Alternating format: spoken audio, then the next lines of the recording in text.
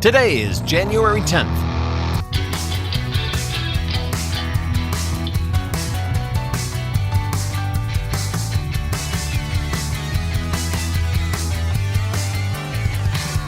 It's the 10th day of the year, and this is the On This Day podcast. On this day in 1776, an anonymous pamphlet entitled Common Sense is published. The pamphlet challenges the authority of the British Crown and government and makes the case for independence from England. Pamphlets in the 18th century are kind of what medium posts are today, a platform to voice opinion and present ideas to a broad public audience, available to anyone with access to a printing press. And this pamphlet published on this day turns out to be written by a former corset maker turned journalist named Thomas Paine. Paine uses simple language and common sense, language that is readily accessible to the common people of the colonies. Anger and discontent with the king is widespread at the start of 1776. Paine's pamphlet serves to focus colonial anger on the cause of independence, to funnel the colonists' energy in the direction of revolution. He reminds readers that the citizens of the New World come from all parts of Europe, not just England, seeking asylum from persecution in all corners of the European continent. Why then, he asks, are they beholden to an English king? Thomas Paine has been in the colonies for a little over a year, having emigrated from his native England in late 1774, on the eve of the American Revolution, after landing in debt in London and selling all his worldly possessions to get out of bankruptcy. In the short time he is in the colonies, Paine comes to embrace the idea of independence for the American colonies.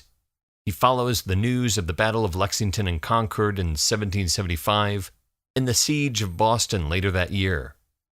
In late 1775, Thomas Paine begins writing Common Sense, originally entitled Plain Truth. The plain truth, as Paine sees it, is that there is little for the colonies to gain by remaining under British rule. He rejects the concept of monarchy and hereditary succession, calling hereditary succession an abominable practice. Paine proposes instead a new form of government for the independent American colonies, a representative democracy with each colony represented equally. Thomas Paine signs his pamphlet, quote, by an Englishman, which gives his words even more weight. If an Englishman stands so firmly in opposition to the crown, this must be a notion everyone in the colonies can support. The first run of Paine's Common Sense sells quite well. Over 100,000 copies sold in its first few months of publication, and by some accounts, over 500,000 copies sold by the end of 1776. But the publisher he chooses to print his pamphlet flakes on Paine's share of the profits, and a public conflict between the anonymous Paine and the publisher ensues that only drives more sales of the pamphlet. 3 months later, it is revealed that Thomas Paine is the author of Common Sense. After printing a second and third run of the pamphlet with a new publisher, Paine is only further in debt. In the end, he never sees a penny of profit from Common Sense. Profit or not, Thomas Paine's Common Sense, published on this day in 1776, is one of the most important documents published in American history, due to its impact on the rebels who read it, who are inspired and moved to action in the early days of the Revolution. Founding father and future President James Adams speaks of the importance of Thomas Paine's contribution to the cause when he says, quote, without the pen of the author of Common Sense, the sword of Washington would have been raised in vain. There are 355 days left in the year.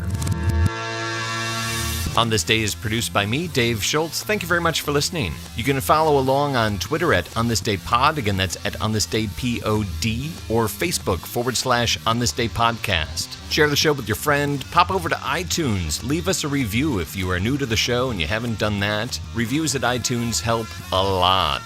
So if you're still listening, one honest man to society is worth more than all the crowned ruffians that ever lived. Talk to you tomorrow.